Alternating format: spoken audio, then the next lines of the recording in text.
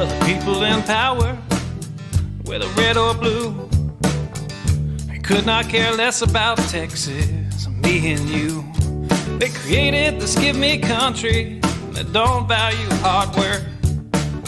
For a Texan to survive, all we need are some seeds and dirt.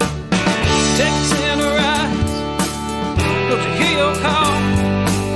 Got to save your country before it's long gone. Texan rise, don't you hear your call?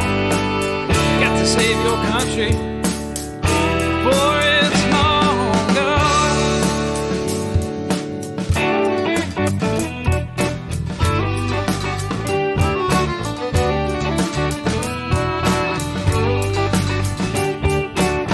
We believe in family and we value our community. Gladly lend a helping hand to a neighbor in need. And we don't believe that government should provide for all of society's needs. No, it's the pride of a Texan to give to others voluntarily. Texan rise, don't you hear your call? Gotta save your country before it's long gone. Texan rise, don't you hear your call?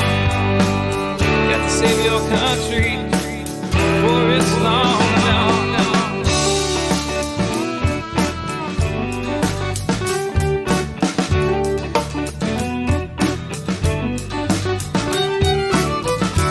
Our tax dollars and they love our natural resources. They don't want to see us driving trucks, they'd rather see us riding horses. And now they want to ban our guns, you know, especially the ones that look scary. But may I remind you of the Gonzales Cannon and the Alamo heroes we buried. Texan rise, don't you hear your call?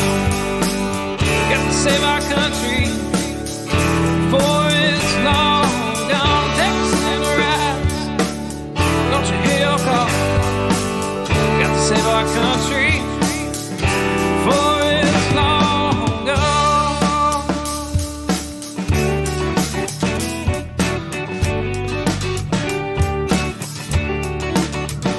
This last verse is straight from the Texas Constitution, Article 1, Section 1 and 2. Look it up.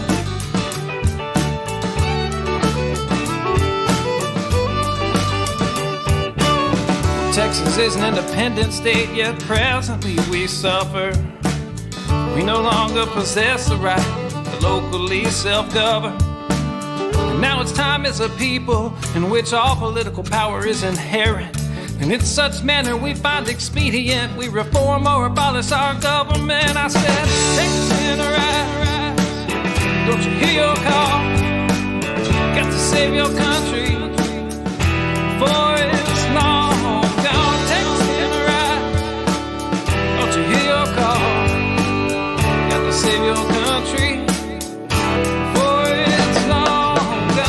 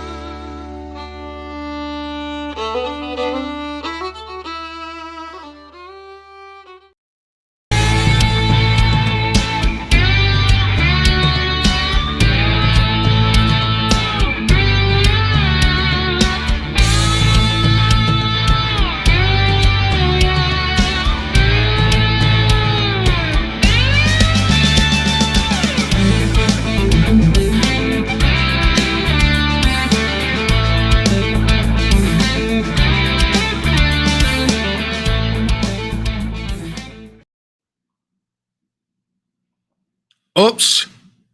I was taking a drink of coffee because it's coffee talk, right? Oh, wow. Okay. Well, good evening, everyone. For those of you who do not know, I'm Daniel Miller, president of the Texas Nationalist Movement, and it is time for my midweek break where I get another cup of coffee, but instead of just going back to work, I take a break and visit with you, answer your questions, talk about what's on my mind, decompress a bit, right? We all need that midweek decompress. And boy, tonight is going to be a bit of a humdinger. Not going to undersell it because it's going to be it's going to be a bit of a barn burner. I will confess to you, my friends, it has been a bit of a week. Yeah, it's been a bit of a week. That being said, we're going to have a great amount of time tonight. We'll get to whatever questions we can get to. We'll make it work somehow. So grab your cup of coffee, and we'll get started. By the way,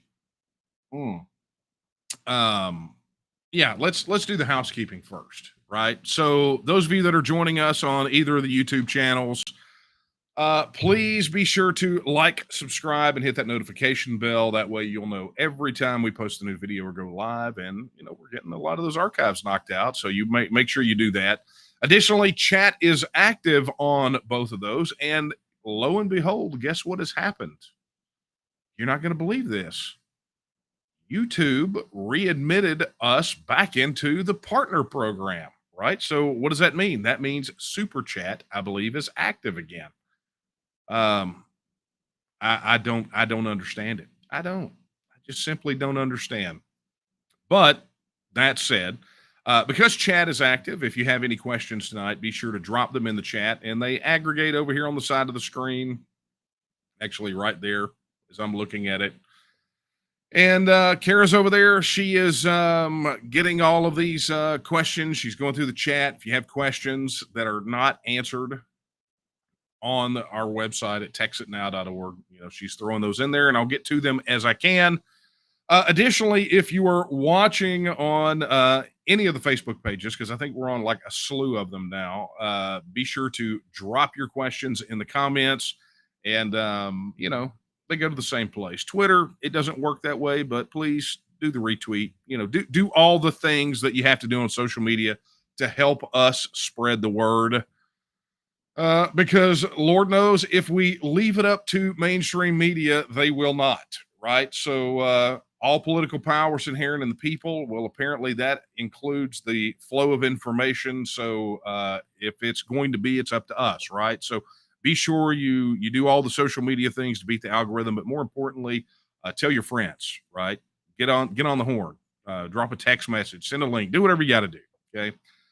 Now, hello to the people that are watching on the Roku app. I get emails from folks that are tuning in regularly, watching it live on the Roku app on their TV or on the TNM app on their phone. So, hello to all you guys as well.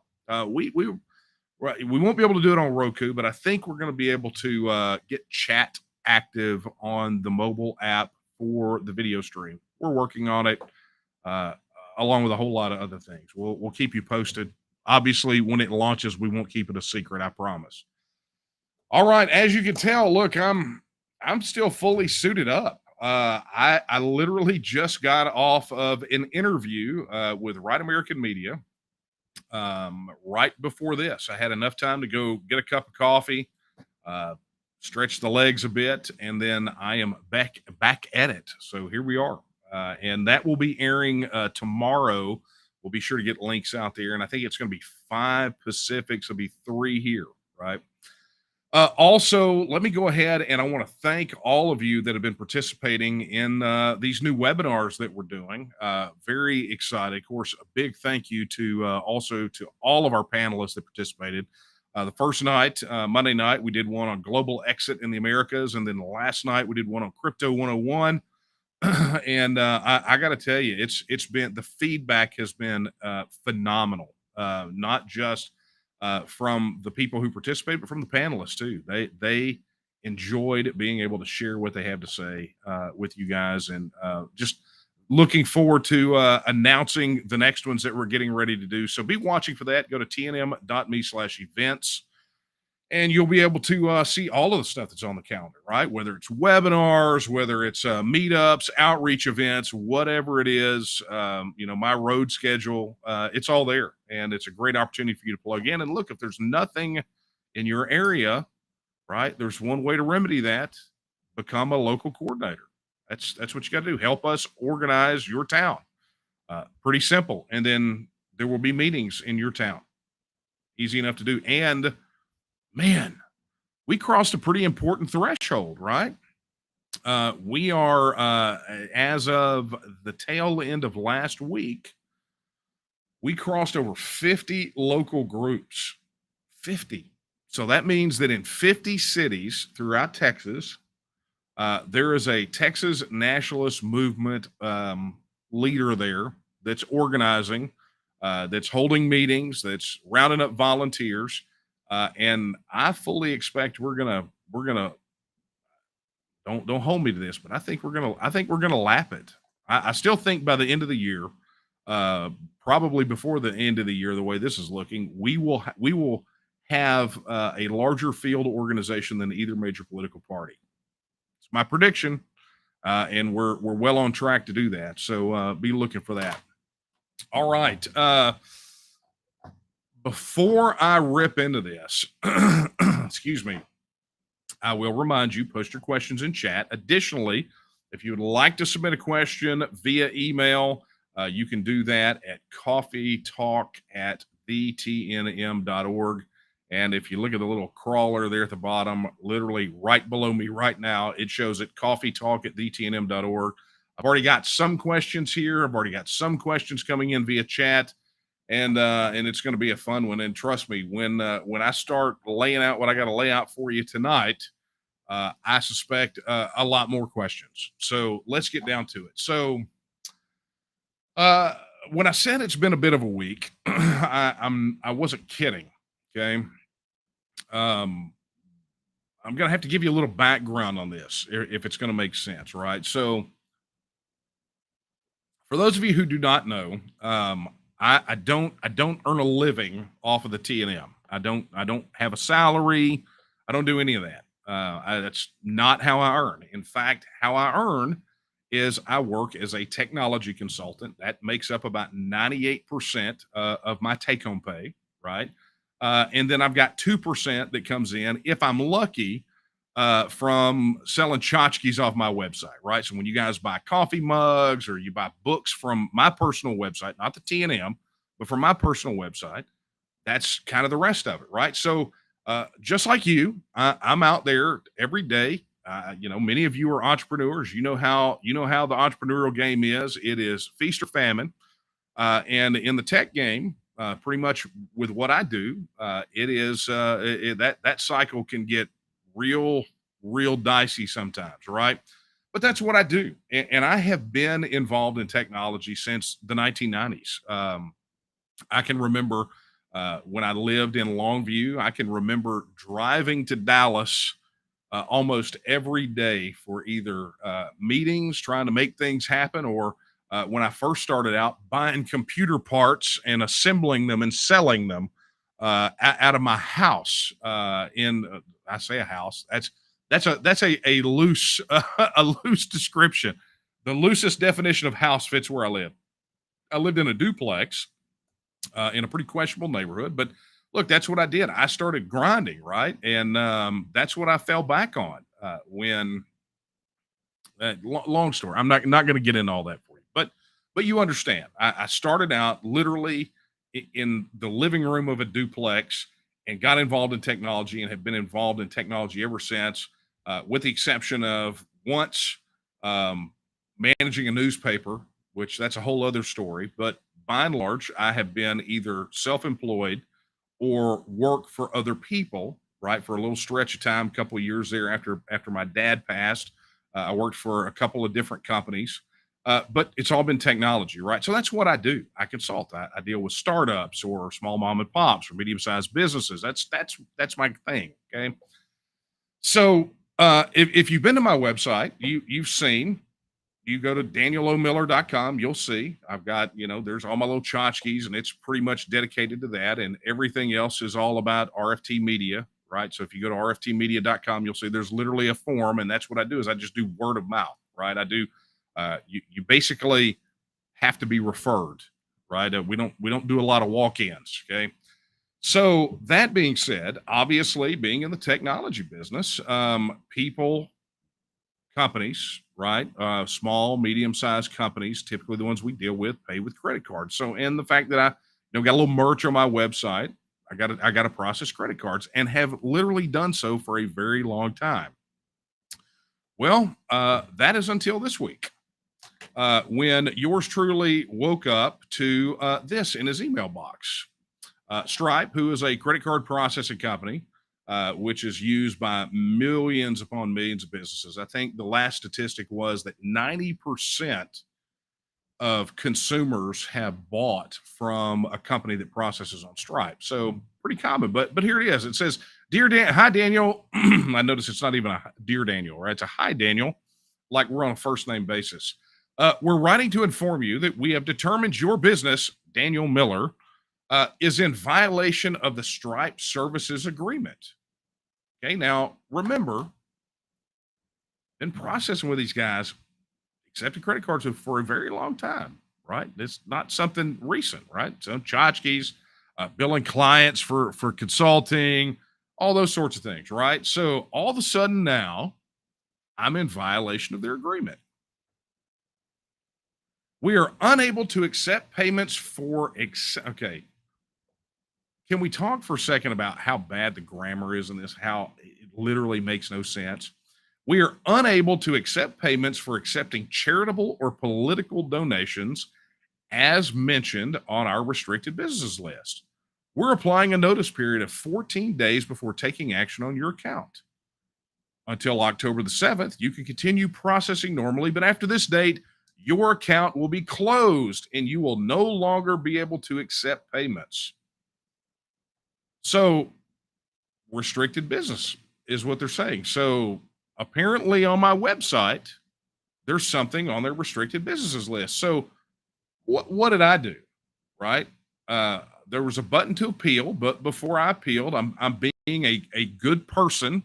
I'm looking to see what possibly it is that I could have done. Maybe they changed their terms of service. I don't know. So I go to their website and I pull up their document on, let me zoom on this for you guys. There we go. Hang on. Let's do it this way. We're going to share it a little bit differently for you guys so you'll be able to see it better. Because I want to make absolutely sure you guys get a good gander at this, right? So here it is. Here is the prohibited and restricted businesses. Now, remember, they said I was a restricted business, not a prohibited business, right? But I'm reading the whole thing, right? So literally none of them, right? Not in a jurisdiction deemed high risk like Cuba, Iran, North Korea, Syria. Hey, by the way, does that sound familiar to any of you guys? Like security question, right? But you go down here, prohibited businesses, nothing there, no illegal products or services, nothing that infringes on IP, no pyramid schemes, nothing, no adult stuff, no legal services, right? No gambling, no weed, no misuse, right? So I get down here to the section, because I don't live in any of these countries, but I get down here to the section restricted businesses, where they specifically said that it was restricted businesses. And remember what it was they said, right? Let's go back. What did they say? They said charitable or political donations. So I don't take either of those on my business website or my personal website. I don't take charitable contributions or political contributions. Have not been a candidate for office, and when I was, I didn't process through them anyway for campaign contributions. So, I go here and look at restricted businesses, and I'm looking. No financial products or services, no government services, no pharmaceuticals, no tobacco, no others. Don't know what others is, right? But none of that. And then you go down here to the business that can pose an elevated financial risk. None of these things. None of these things. Don't do any of this stuff on my website, right? So I go and I file an appeal. And, if you go look at my website, you're going to see it's about Texit. It's about Texit the book. It's articles that I've written. It's the cups and mugs and shirts and things like that, right? But it's all about Texas stuff, right? So I appeal, and then lo and behold, this is what I get almost immediately. Now, they told me it's going to take a day or two, but it literally took them about an hour. They said, thank you for providing additional information about your business. Unfortunately, following additional review, we're still unable to support your business as it falls under one of our restricted businesses categories, right? And then they say, specifically, we are unable to accept payments for accepting charitable or political donations, as mentioned on our restricted businesses list, which, if you will recall, is not even listed on their restricted businesses list. In fact, not only does it not exist on my site, it does not exist in the documentation as they listed. So I have to ask myself, what is it, and why are they saying political, right? What is it about me and my site that they don't want me to process credit cards? They don't want me to be able to feed my family, pay my bills, right? Well, I started thinking back to something that had happened last week or a week before last, where PayPal in the UK had decided that they no longer wanted an organization called the Free Speech Union to process transactions. That you couldn't make contributions to the Free Speech Union. PayPal UK, now they've since reinstated them because basically all hell broke loose. But they have recently shown a willingness, the establishment, to utilize financial warfare, right? And our organization's large. They're not gunning for all of you. They just figured, look, we'll just cut the head off the snake. But here's what they don't understand. I'll figure out some other way to process credit cards, right? All they're doing is they're proving us right. They're proving us right that when the corporations and specifically the financial technology companies decide to go woke, and they start messing with your money, that's just that to them is a legitimate avenue of warfare. They would rather see you starve, or at least me, than have the people of Texas engage in the right of self-government. And you could say, well, this is this was probably some mistake. Well, not really, because you see, I responded to that notification, and I heard back, and I said, I want to escalate this process. This seems very targeted, seems very specific. You mentioned political. There's nothing on my site, nothing on your list, but you are the one who mentioned political, not me, right? Perfect chargeback rate. I'm the best customer they could possibly have. So this is what I get back. Hi there. We're not even on a first name basis anymore. We're currently reviewing everything with our team and we'll be in touch shortly. In the meantime, if you have any questions, please don't hesitate to reach out. We'd be happy to help. And that was from Amanda. Well, I didn't hear from Amanda for a bit. So I sent another email and said, hey, where are we at on this? Here's the response.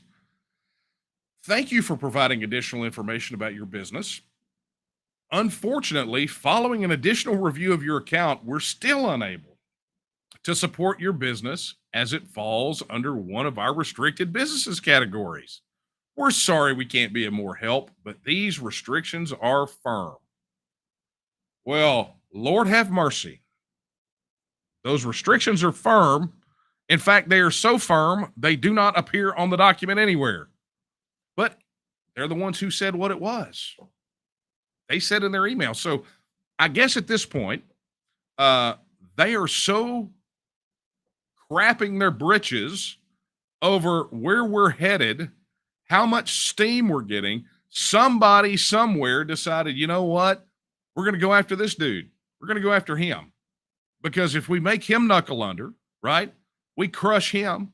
We keep him from putting food on his table, paying his bills. Then it's going to go away. But here's what they don't understand.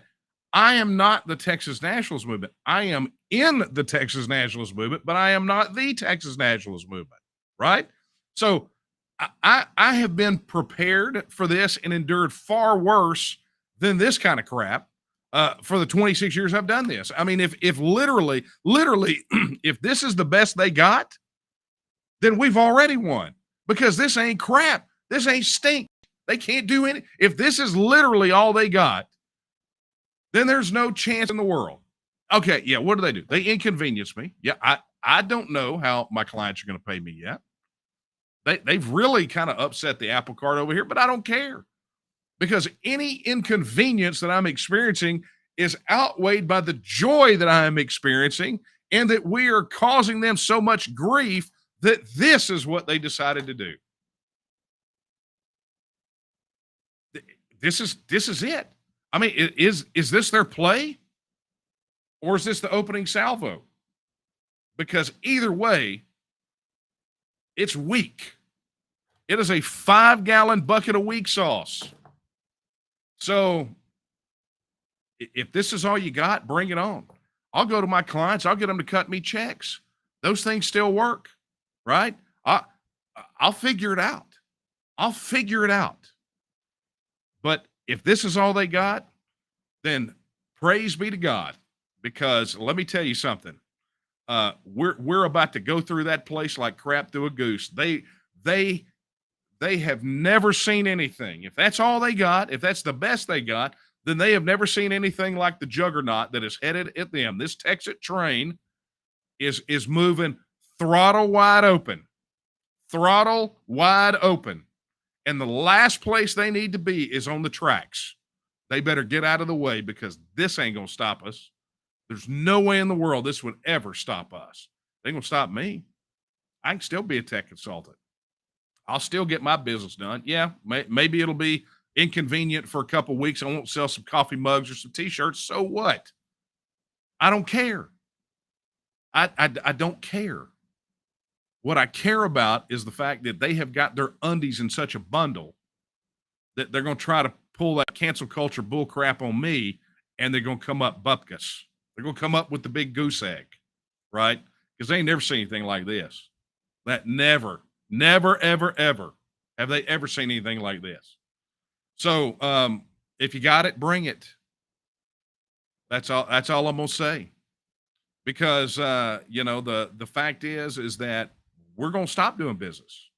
I rep.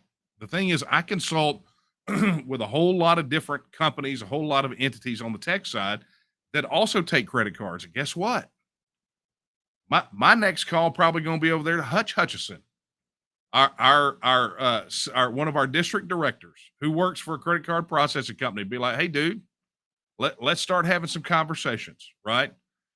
I would collect pennies that fell out of people's pockets in the Walmart parking lot before I would do business with those dipsticks again, right? Whatever it takes. Now, who knows?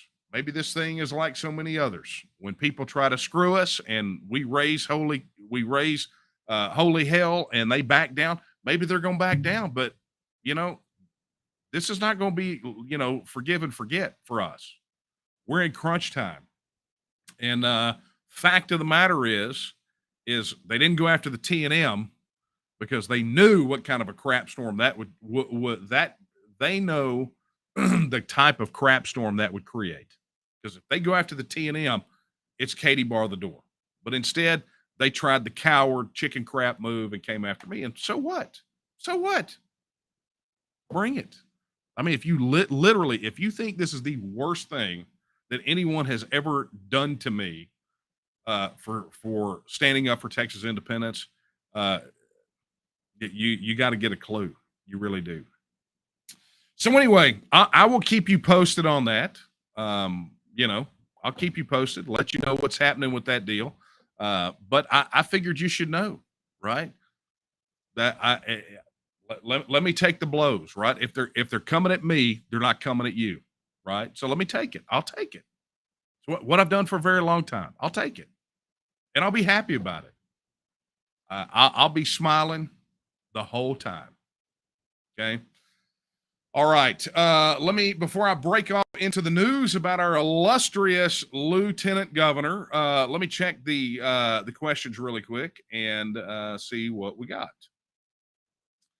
Wow, man, we got a bunch. So I tell you what, let me hit the Dan Patrick thing real quick, and then let me hit the Dan Patrick thing, and then I'll machine gun out some answers to these questions, because I've got some via email, and I've got some over here in chat, and I want to try to get to as many of them as possible. So let's get down to brass tacks. Okay, so many of you have heard, maybe not, that Dan Patrick skinned a bus and has been doing this tour around Texas to, for what, I don't know, because the pictures that I see from all of the events are, well, the pictures that I see him posting on social media are either him at someone else's event that, you know, he just happened to bum rush, or at these random places throughout Texas where they push people up next to him, you know, 2 or 3 people, and they take a picture, and it looks kind of like a hostage situation, right? Like there's guys with AK-47s off to the side pointed at them, like,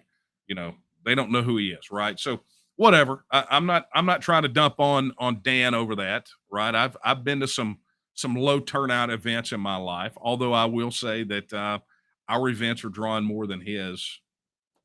Just saying, pretty much everywhere we go, we're outdrawing him. So work that one through. Anyway, so he's on this bus tour, and where he's going in advance has been kind of hush hush, right? Doesn't post a schedule ahead of time, none of that. Kind of like it was during the primaries, right? Where he kind of hid from everybody, wouldn't participate in candidate forums, et cetera, et cetera. Okay. So, you know, our constituents, right, the Texiteers, would like to go and be seen by him so he knows that we're here, right? Because 66% of likely voters in the Survey USA poll, if that didn't show him, right, if the 2 planks on the party platform didn't show him, then having a warm body. So it just so happens we found out that he was going to be in Decatur last night. And our folks over there, Paul Hausman, who's the local coordinator in Decatur, and of course our district director over there, Chris Milton, got together a welcoming committee, right? Got some volunteers together. Talked to Paul last night. Paul estimated how many of our people were in the crowd there, because it was a get out the candidate event, a get out the vote event for candidates. So, you know, he wasn't the only person there, but there was a chunk of people there, right? It was where they had a up there in Decatur at that Decatur Civic Center, Convention Center, whatever it is. Anyway, that's beside the point. But we had a good contingent there. We were very visible. And thank you to the folks there at the Wise County Republican Party for allowing us to get a table at the event at the last minute. Very, very appreciative to those folks over there. So during the event, there was an opportunity to ask Dan Patrick questions. Again, a bit of a shocker because he's not known for that sort of thing. And of course, as you might imagine, the Texit question came up. One of our people asked, just like we have been asking all the way through the primaries, right? Every time there was a forum, the question got asked. Well, it got asked again. And so I'm going to play you this clip, and then we're going to discuss. The way I feel is the swamp in DC does not represent any of us. Nope. But you do, and Austin does. And if I have a problem, I know I got a problem. Yes, sir. You and my representative, Dan Austin. I just want to know, is the legislature going to allow us to vote a referendum on the Texas session, this next session? You know, so the answer to that is that's not going to happen, I don't think, for a couple of reasons. I don't know what the future of America is or the future of the world is. I don't know what 50, 100 years, 150 years looks like. But so many people like yourself have served and died for this country. I want to preserve our nation. I just want to win it back. I want to win it back. Now, I will tell you, when I saw that California had a secession movement as well, I chipped in $10. I mean, I was ready to get rid of it, okay? Can you imagine? A world without California would be a day with sunshine every day. Next question. Okay, so I have some things. I have some things.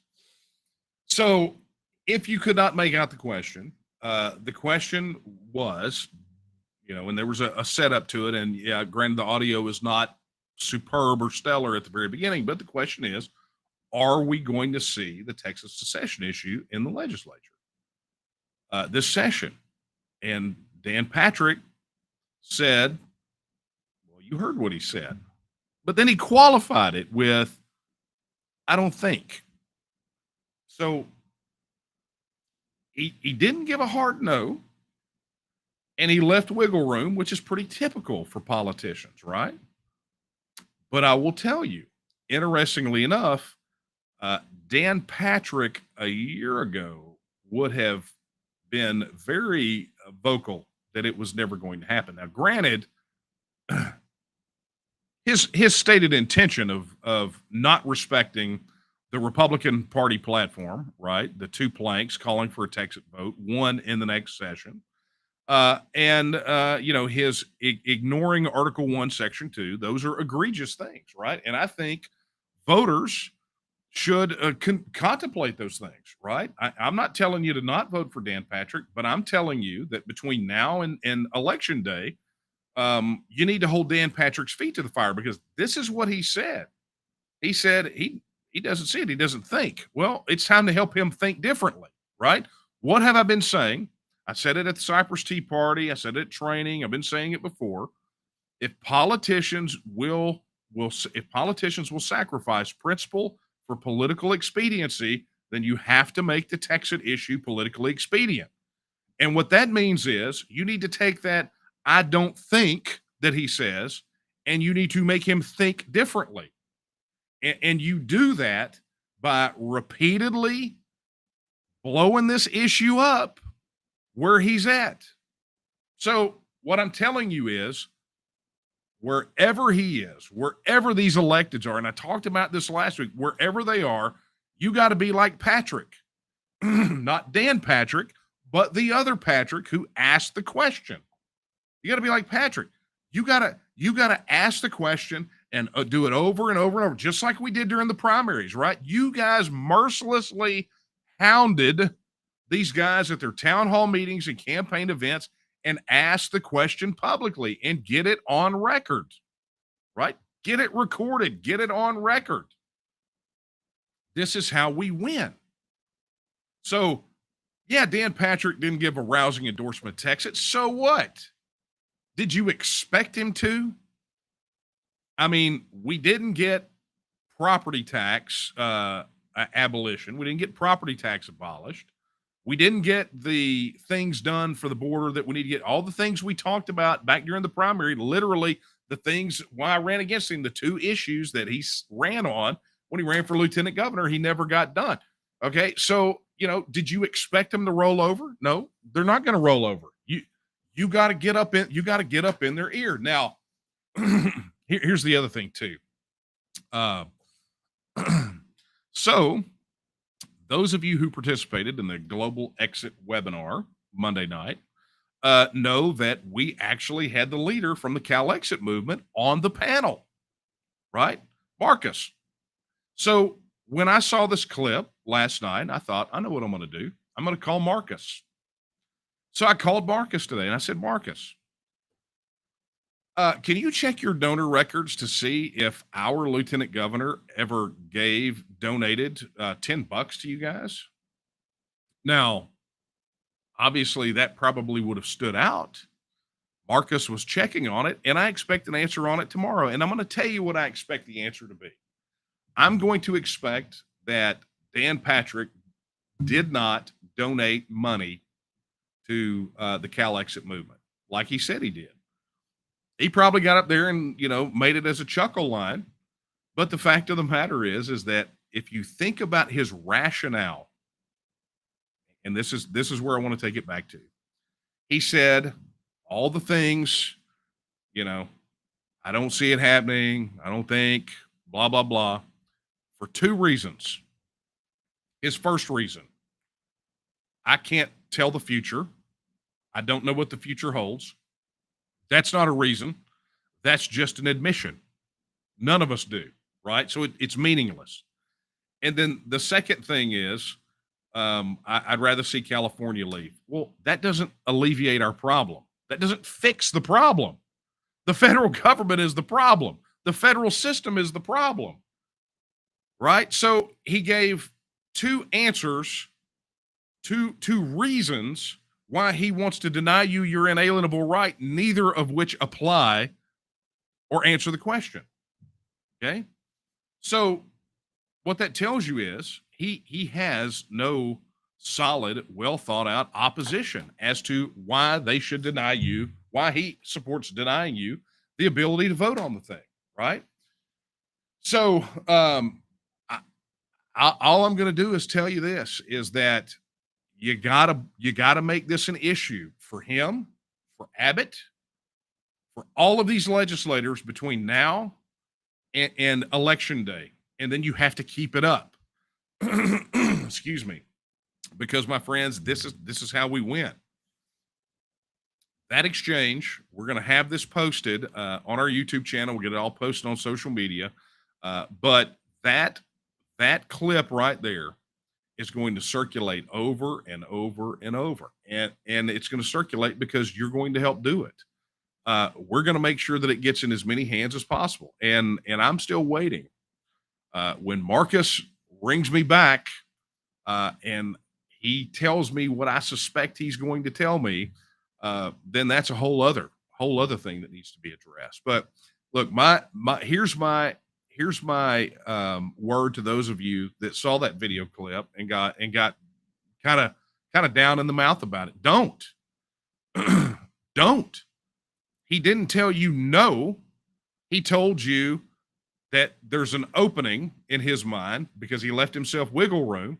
And then he told you that he has no well thought out opposition to it, which means that if you make it politically expedient, he will do as most of these folks do and jump in front of the parade.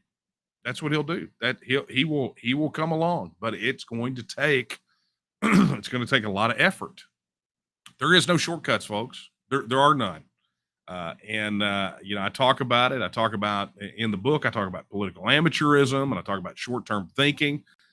You need to take this video and understand it for what it is. Sure, we would have loved for that conversation to be like when Don Huffines was asked the question, or Alan West was asked the question, or Chad Prather was asked the question. We would have loved an answer like that. But understand, even the answers from them were not the same by the end of the campaign as they were at the beginning. It took time and consistent and steady and unrelenting pressure. You ask them, and then you ask them, and then you ask them, and then you ask them, and then you ask them, and then you do it over and over again until they see your face in their sleep, until they wake up either probably in a cold sweat with the word Texit coming out of their mouths. That's how you have to do it. That's the only thing that works. So that's how we make it happen. I can't do it by myself, right? I can't. If I could wave a magic wand, I would, but I can't because that doesn't exist. We live in the real world, right? This is not the Harry Potter books. This is for all the marbles, folks.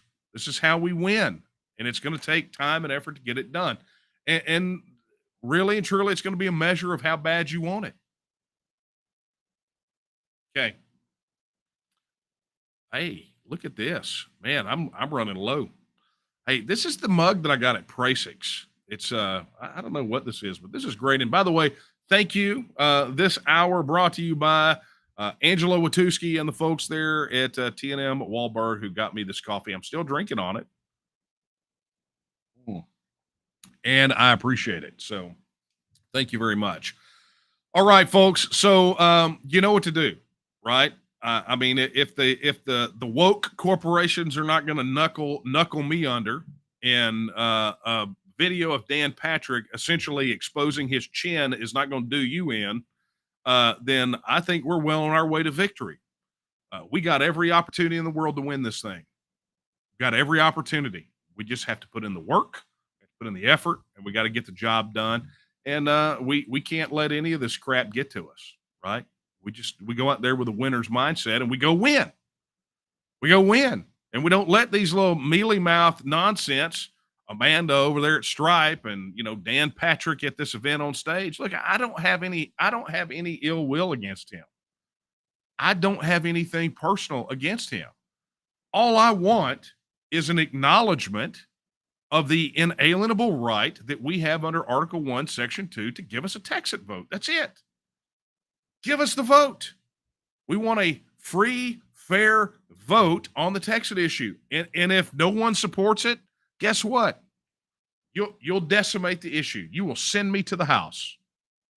Right? But if people do want it, they deserve to be heard. They deserve to have their political will shown, and they deserve action. They deserve that return to the right of self-government. Article 1, Section 2 is clear. There is no equivocation. There's none. We have an inalienable right to alter, reform, or abolish our government in such manner as we may think expedient. Inalienable. And it's the very least that these electeds could do. The very least. Because, after all, they do take an oath to that Constitution. So, all right. Let me get to some of these questions really quickly. Hey, a reminder before we get to these questions. We are, I think, 18 days away from the end of the Catalyst campaign. And if you have not been a part of that incredible journey, be sure you go check it out. tnm.me/catalyst. That's tnm.me/catalyst. Find out what the fundraising campaign is for, and find out all the cool things that you get for contributing to it. We've got a lot of great partners that have come alongside of us to give some really, really, really unique and special rewards for those of you who contribute to this campaign. So go check it out. Okay. It's question time, man. We ought to. It'd be fun if we did this like they do in the UK Parliament or Scottish Parliament, right? Question time, where people all stand up and and they ask a question, and then I got to stand up and answer it on the fly. Okay, here we go. This is from Texas Independence Now. President Miller. Oh, thank you. That's very formal. Should start utilizing the YouTube Shorts function. I look horrible in shorts. To spread the message of Texit. An example would be the famous, I know what you mean. You mean the short videos. And yes, it is underway. Expect something there shortly between the shorts and the reels. And I mean, it's just tons of things. But yeah, you're going to start seeing some more short form content from us. Okay, here is William on YouTube. William says, I saw your recent Tea Party speech. One of the women said this election was our last chance. What was she referring to? William, I don't know specifically what she was referring to, although I can tell you that I have seen a tremendous amount of sentiment out there that there are people that really believe that this cycle is going to be so pivotal. Probably, and I've heard this cycle, I've heard the next two cycles, but so crucial in the ability for us to gain our independence in a solid way, right? There is a sentiment out there that the federal government is so past the point of no return, and the losing side, the neo-Marxists and the globalists, sense that the end is near, and have given up all pretense of incrementalism. So I can only suspect, because again, I don't know specifically what she was talking about, but I think probably she was echoing that sentiment that I've heard from so many people right now, that this is a crucial and critical time in our history. And it's something that I've even said that I believe the next 100 years of Texas history are being written right now.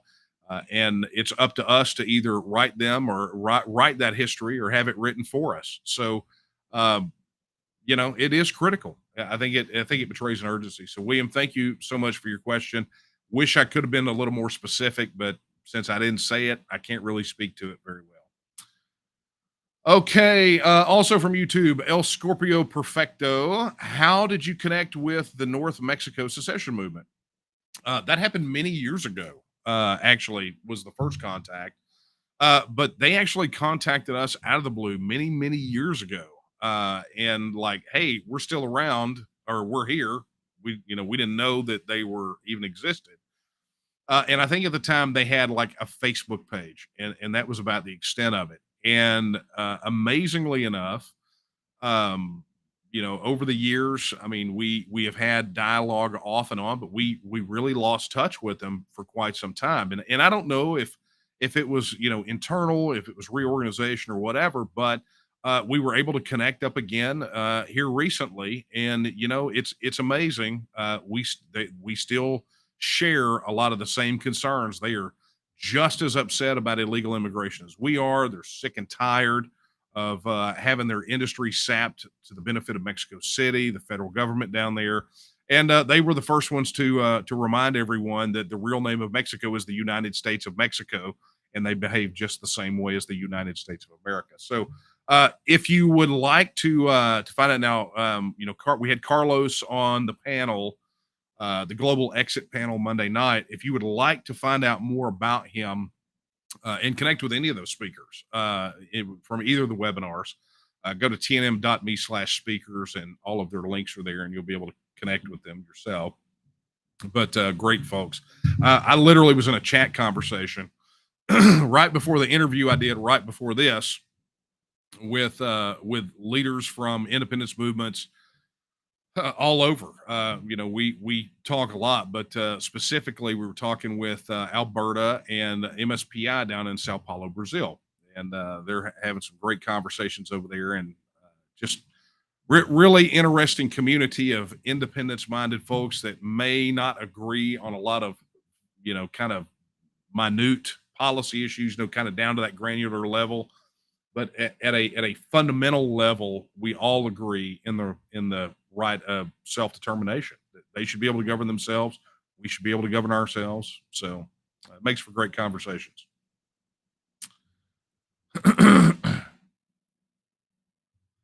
Okay, here's a question. Ultra Texan. Hey, Daniel, who would you want negotiating on behalf of the Republic of Texas?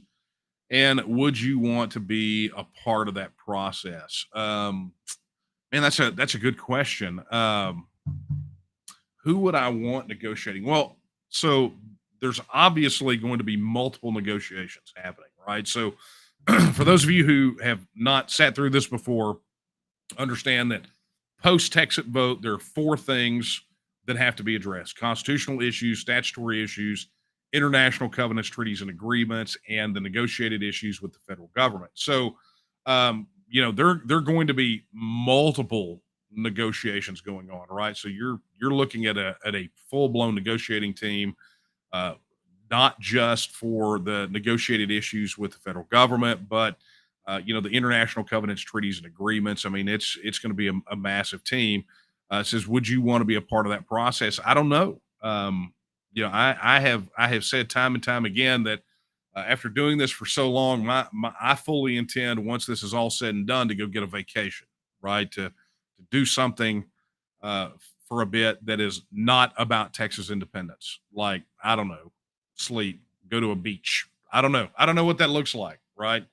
Um, because I have no aspirations for any of that sort of thing. But if I were asked to be a part of it, I will never turn down my country, right? And we also have to remember that the Texas nationalism movement as an organization is not solely fixated on the Texas issue, right? We're fixated on the political, cultural, and economic independence of Texas, right? Which those two are separate things. Texas is the process that gets us to independence, right? But it's not the only part of the process. And so, as we are committed to securing and protecting the political, cultural, and economic independence of the nation of Texas, the organization has probably an even more important job after Texas to ensure that we get a proper exit and that we never get back in this situation again, where we have to fight our way out, or work our way out, or wind up tied to some bureaucratic monstrosity in a capital that doesn't belong to us. So, there is a role for the organization after that. What role I play, I cannot say. Okay. Let's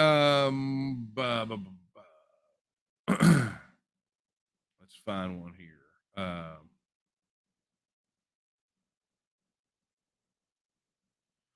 Okay, this is an interesting one. The TNM membership fee is considered a political contribution legally. At least it was when I first signed up. It shows up on public contributions websites. No, actually, membership is not a political contribution, right? When you join the organization, the Texas Nationalist Movement is a 501c4 social organization, and we do not have to report individual contributions. Now, if you donate to either of the political action committees, right, either of the PACs, we are bound by the Texas Election Code and campaign finance laws to report contributions to the PACs, to the TEC. But beyond that, we do not have to report individual contributions. And that's important for you guys because we want to protect you. I get out here and I jam my face out here, and it's not like where I live is a secret and my business is a secret, right? I'll take all those arrows, uh, but that's a choice that I make, and we believe that ultimately how public your support is entirely up to you. So, with those exceptions of making contributions to the PACs, all of our contribution records are held secure and confidential, and we do that for you. You get to make that determination. And our membership rolls are about, I mean, it is the biggest state secret. We would absolutely, um, absolutely go to court to protect those things, whatever it took, because those things are absolutely confidential, and we maintain a high level of security on it. So, if you're talking about membership fee, right, or donations, neither one of those go to the PAC, and so therefore are not reported to the Texas Ethics Commission. Now, we can't use those to support political candidates, but we can use them for our the efforts of the organization. So just bear that in mind. Okay, let's get down to it. I tell you what, let's pull one from email because I'm running short on time and I want to do this. Okay, Chris wants to know. He says, "Why do we even discuss party planks if our lieutenant governor is going to get up 15 minutes later and state that planks 33 and 225? Well, it's just not going to happen. I think uh, because the louder that we proclaim that those are the planks, the greater the divide there is between the politician and his party or her party. That's just the bottom line, right? So, plank 33, plank 225, uh, those things are entirely designed to bludgeon these people with. We said from the outset that the entire purpose of getting those planks on the platform was to provide additional leverage. Now, what individuals do with that leverage is entirely up to them. But as an organization, what we're going to do with that leverage is show that every time there is a divergence from the platform on those two planks, we're going to make a big deal out of it. And I'll tell you, if there is no respect for 33 and 225, I know people in the Republican Party right now that are TNM supporters that are already warming up the Rule 44 censure resolutions over these. And I would venture to say that perhaps Dan Patrick even committed a Rule 44 violation. I don't know that specifically. That would be for some minds that are not mine, that are more ingrained in the Republican Party. But I think it would be. I think that it is going to be a brouhaha, and it's not going to be just Dan Patrick. It's not just going to be our issue. It's going to be a whole host of issues related to the platform and the legislative priorities. And the Republicans they're going to start going after these guys. I think they're on a rhino hunt right now. So thanks for that, Chris. But remember, it's about leverage. Okay, Vicky. Vicky, thank you for your question. She says a friend questioned me about the very prominent U.S. military bases in Texas. What will be the status of those bases? I talk about it some in the book, and I believe there's an article on the website on at texitnow.org about the military bases. But ultimately, those military bases are federal reservations, and we would no longer be a part of the federal system. So that land would revert back to the state. Probably would continue to be used by a much larger and expanded Texas military department. And then, whatever the relationship is between Texas and the United States on the other side of this, if we're working together under a mutual defense compact, they could be joint bases. I mean, there's a lot of different scenarios, but we cover some of those on the website. I know it talks about it in the book as well. Let's see here.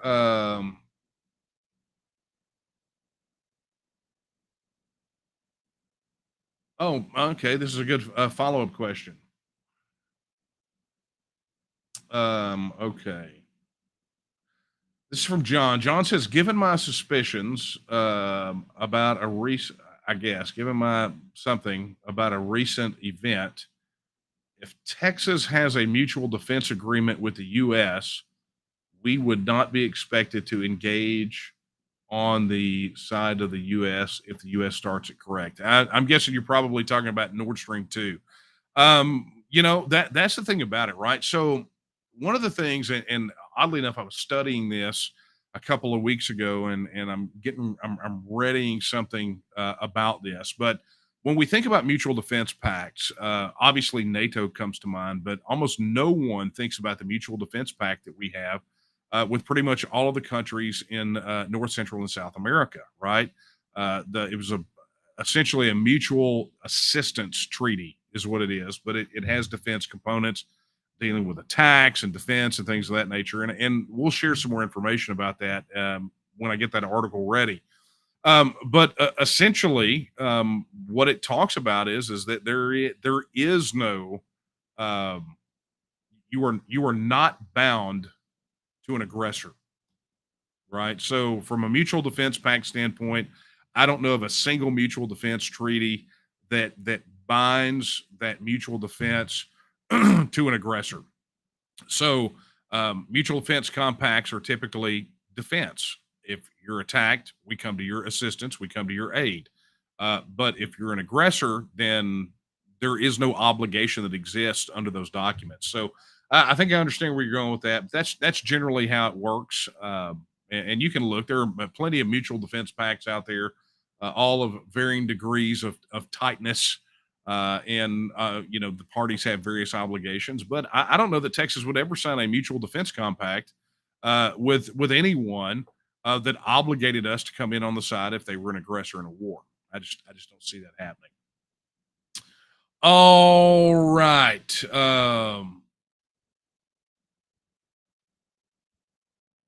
Let's look here. All right, here you go. Here's this one. Patrick McCoy, if you live in North Korea or Cuba, you cannot collect your Social Security. What would stop the U.S. government from just adding the free country of Texas to the list? I would not put it past them.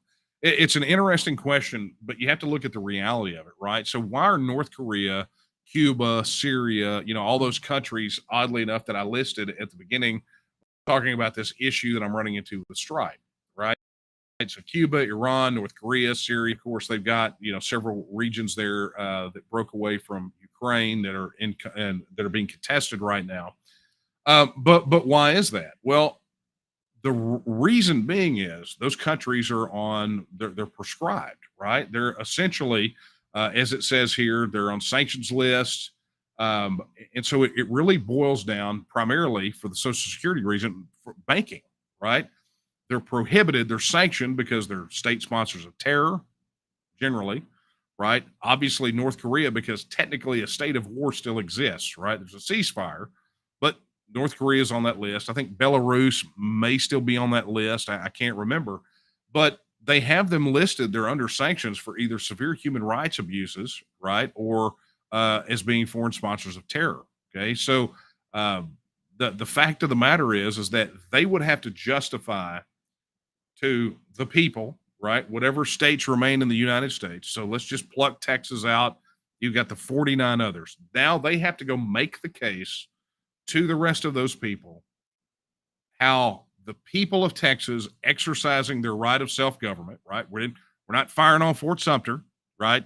We're not sending in suicide bombers. We're literally just going to the polls and we're voting on the question, should the state of Texas reassert its status as an independent nation? So now they've got to go justify to those people in those 49 other states as to how the mere act of voting for self-determination is the equivalent of being a state sponsor of terror, right? Because that's how is it that Texas having a vote is the equivalent of what North Korea has done or Cuba has done Syria has done, or Iran has done? They've got to go make that equivalency argument. And they got to do what they got to do, right? Ultimately, if that's what they want to do, that's fine. We overpay anywhere from 103 to 160 billion dollars annually into the federal system. So if they decided not to cover federal pension benefit payments, we got that covered. That's not going to be a problem for us. And we'll still have a surplus, right?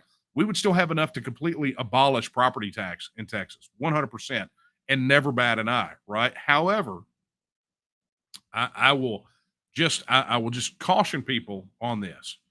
When they worry about the United States doing something ridiculously stupid like economic sanctions, you got to remember that's a two-way street, right? If the federal government were to sanction us, do you think that Texas would not return the favor? Do you think for a moment that Texas would not return the favor? How about if they don't pay the Social Security, if they don't pay out the federal pension benefits or return our Social Security trust funds, we just deduct that amount of money from the federal debt that would be our portion. And honestly, I believe that there's a good argument out there that we owe zero for the federal debt. But that's a whole other topic, right? Matter of fact, there's a phenomenal article about it on the Texian Partisan. You should go check that out. TexianPartisan.com. TexianPartisan.com. All right, folks, look, I am out of time and I have got to get back to work. So let's go ahead and wrap this up. Let me remind you, if you were not already a member of the Texas Nationalist Movement, we invite you to join us. Head over to tnm.me/join. That is tnm.me/join. Additionally, if you are not already in a local group, head over to tnm.me/local groups, or you can hit the local groups link on the menu of the website. And of course, we're always looking. The expectation is participation. If we're going to get this done, we need you. Head over to tnm.me/volunteer to become a volunteer today. If you have not already downloaded the TNM app, it is available in the Apple App Store or Google Play. You must already be a registered supporter to be able to access it. But once you do, you have your login. Welcome to our very own social network and communication channels. It's just a phenomenal tool, and it's getting better and growing every day. We're just happy. And a reminder, the waning days of the Catalyst campaign, go make your contribution now, tnm.me/catalyst. All right. I am over time, but I'm going to wrap up. Before I do, I would like to wish my lovely bride, Kara, a very, very happy birthday. She's in the other room over there right now, running production on this on the day, but tomorrow is her birthday. And I can tell you right now that my life is so much better because of her. And so, Kara, happy birthday, and I love you very much. All right. That being said, let's go ahead and pull the plug on this edition of Late Night Coffee Talk. Thank you all so very much for participating tonight. Appreciate all of the messages. Apologize for not getting to all the questions, but there was a lot to cover tonight. And I will see you next time. And so I will leave you, as I do every week, with the words of Sam Houston when he said that Texas will again lift its head and stand among the nations. I believe that time is now. And the question is, will you stand with her? Good night, everyone.